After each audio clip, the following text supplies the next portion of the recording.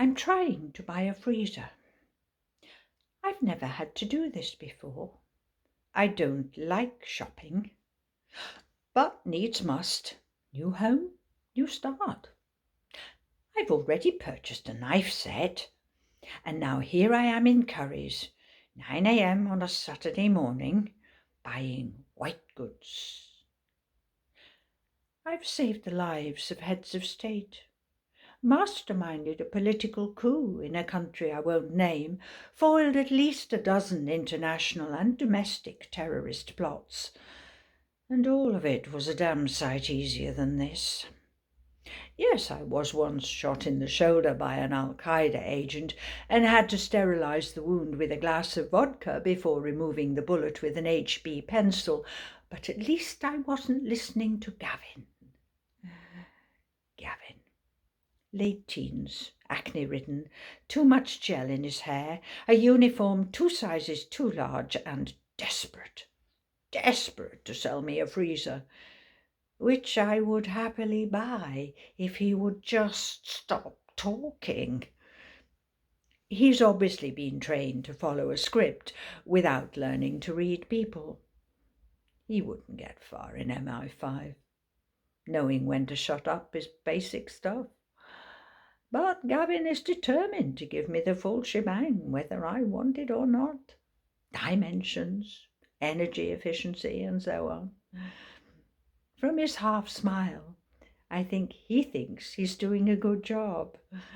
It hasn't occurred to him that if he'd just take the hint and let me get a word in, he'd have pocketed his commission by now and be on to terrorising the next poor sap lingering in the white goods aisle. But no, on he goes, full throttle. I suspect he thinks this is the way to win me over. A little old lady, meek and mild. More fool him. I once stabbed an IRA bomber with a toothpick.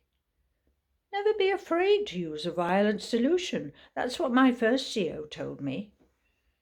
Sadly, not the case anymore. He's explaining where the ashtray goes now.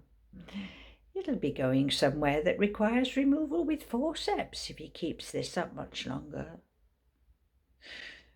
You'd think a lifetime of loyal service to Queen and King and country would have kept me out of the doghouse. Politics is inevitable when you work for the security services, but it does get in the way. Some young upstart with a forward-thinking agenda takes over, and all of a sudden the working practices you've employed successfully for 35 years are called into question, bandying about phrases like improper conduct, aggressive tendencies, breaching the Geneva Convention. Little pipsqueak.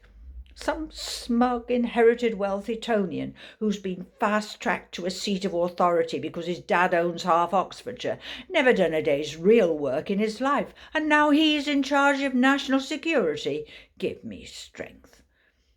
It's an open invitation to any nutcase with a bag of fertiliser and a set of jump leads. And I've been, what did he call it? Strategically removed. Out of the service, and out of the lovely townhouse they provided, and into an unfurnished one-bedroom flat. Gavin's still talking, something about cooling ratios. I don't think he's paused for breath. Honestly, he's relentless. Could teach the KGB a few things, although he probably thinks perestroika is an alcohol-free lager, bless him.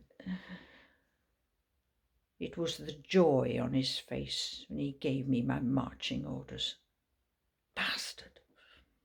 It was all I could do not to walk round the table and strangle him, although I suppose that would have proved his point, and in any case it's very unbecoming, and not nearly subtle enough for my tastes. Violent I may be, but I do have some style. Gavin's on to handle styles now. I'm warming to him. He's young, keen, if a bit simple.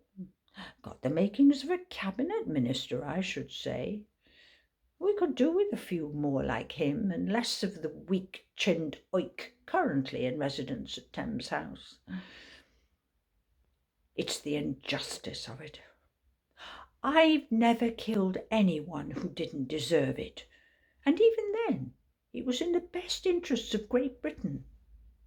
Though I say it myself, I was one of the best and the brightest.